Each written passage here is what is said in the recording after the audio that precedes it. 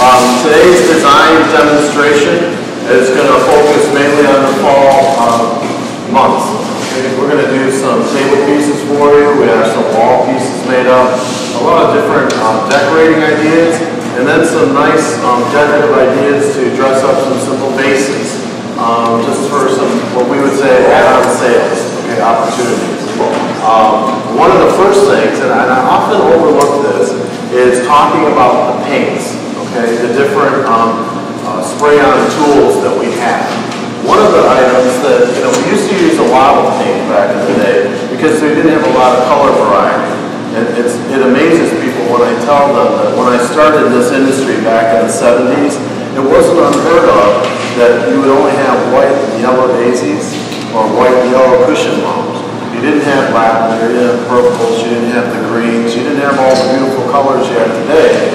So that if we wanted those colors, very often we painted them. And they like to say airbrush, whatever, I don't care. I'm a pretty simple guy, so I'm going to just say painted, okay? One of the things we used to do very often is we used a lot of grapevine, I know, back in the day. And we're using a lot more natural products today. We're seeing a lot more wickers being used. Mossy tones and very earth tones are becoming very popular in design. So one of the things I looked at is just our wicker display. This is the natural wicker basket, very inexpensive. You can find it on sale anywhere from $1.20 to $2.40. But it's pretty plain Jane. It's just a plain willow basket. What I've done, and just to prove to you how simple and easy this is, I have my 16-year-old daughter who just works here part-time during the summer, take these out back, and she spray painted them with the different wood tones, okay? We have a dark, a very almost October brown stain, and this one's called walnut wood tone. I'm just going to show you the basket just so you see the difference, okay? So depending on your color in your home, you might want to tone things down or change the shade a little bit, right? On the next one, I like this one. It has a little bit of a burgundy reddish color to it. It's a cherry wood tone, and it makes a nice change on a basket or a color. And of course, you can use this on wicker. You can use it on your curly willow. You can use it on your grapevine. You know what else it's very nice for? If you need to tone something down, for instance, let's say you go to, tell me why I said this, say you went to Michael's and they had a sale on these cheap plastic apples, and you wanted to decorate your tree with them, but they're that funny red color. We always call it in design called Asian red. Asian red tends to come out a little bit orangey, so it's not a real red like a red delicious apple. If you take just a little bit of the glossy wood tone, hold the can back about 15 inches, and lightly glaze it, you get a really beautiful candy apple red color, which really goes well for in the winter greens. So anyway, that's the last color. This one's called the original glossy wood tone. So you see, very simply, there's 3 different shades of the wood stains. Tints are good for. We have on the shelf a artificial branch, and it just looks like a piece of driftwood. And I started to design with it just to cheat a little bit because I know I had a lot of talking to do and I didn't want to spend too much time designing. It is artificial, so you can bend it and play with it. I'm going to make a horizontal piece with this, but I also have a wall piece that I've already done. They're going to bring out a little bit later. You can see it.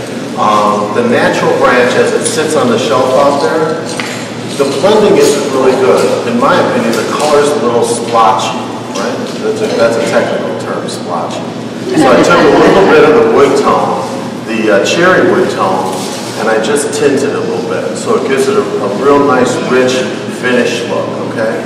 Now, some of you might say, Tom, why would I buy a piece of driftwood when I could go out and find one? So you probably have to get in the car, travel about 2 hours, go out in the woods, find the branch, the right branch, then carry it back to the car and bring it back. And no offense, gas is now $4 a gallon.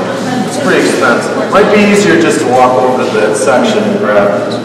But the other reason you might want this is you're doing a piece for a client and you're going to set it on their china hutch.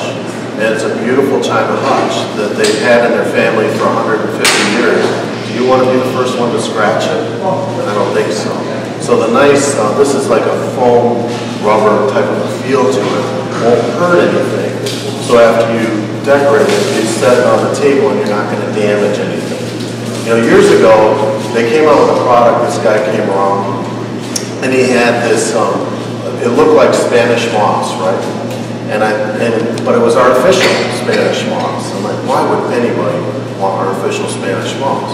Well, I don't have allergies, and I don't suffer from any of those, the nasal and all that other stuff. So it never bothered me that Spanish moss was just full of all those things that you're allergic to, when a lot of people are. So they came out with that, it's called Fibrex.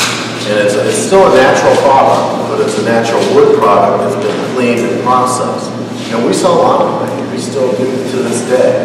But that's one of the reasons why you look for artificial products rather than the natural wood products. This one's going to have a mix, actually. It's going to have an artificial wood branch, but then these are actually dried sponge mushrooms and some monkey pods are split open. So I started that as my base. And this was a really cool.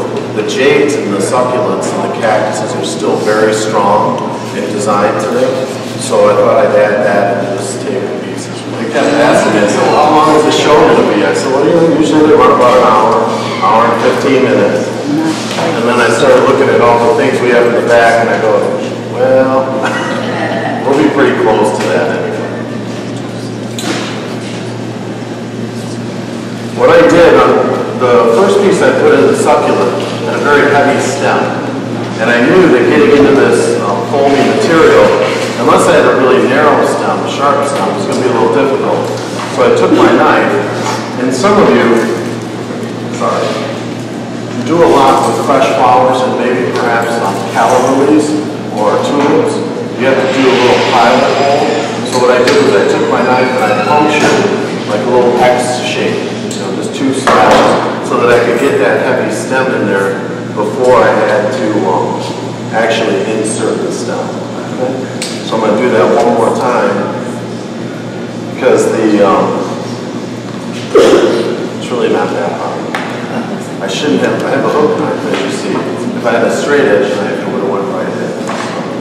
Anyway, now I'll just take that Frisian and a little bit of pan glue. Alright, I think that's good.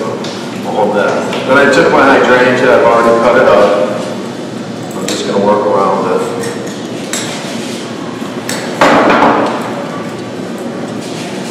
We have several different fall hydrangeas. We have more fall actually materials coming in, but I like the ones that we have. I think we got a good core selection of product. That hot glue gun makes it very quick and easy. Just going right around.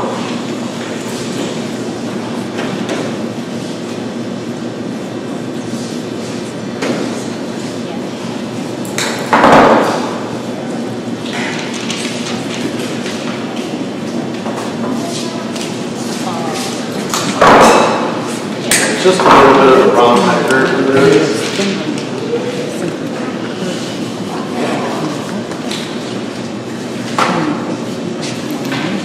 One of the things I try to look for in artificial are those things that are very popular in fresh design, right? And hypericums are extremely popular. We're getting them in white, and green, and red, and orange, yellow, peach, brown.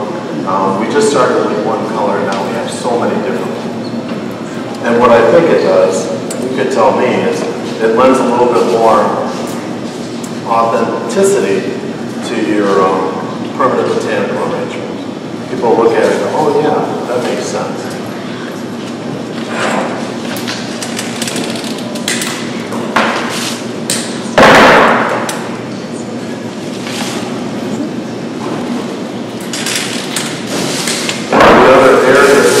Talk about today is Halloween designs. We have not a lot in Halloween designs, I'll be honest, but I think it's an area that you can't ignore. You know, it is one of the biggest holiday sales seasons for retailers of the calendar year. Is that 3 months for Halloween, so we don't want to forget about it.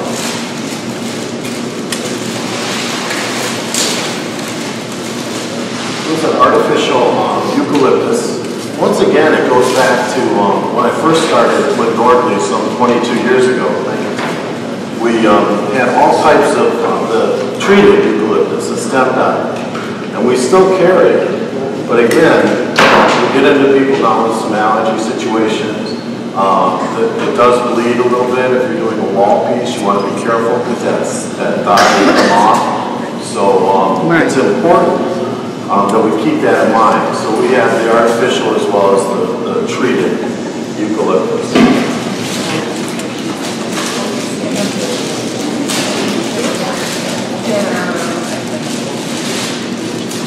I'm just going to add a couple more branches of this. Something very simple and easy to set on a table. Maybe we could add a couple of candles to it for a nice table piece.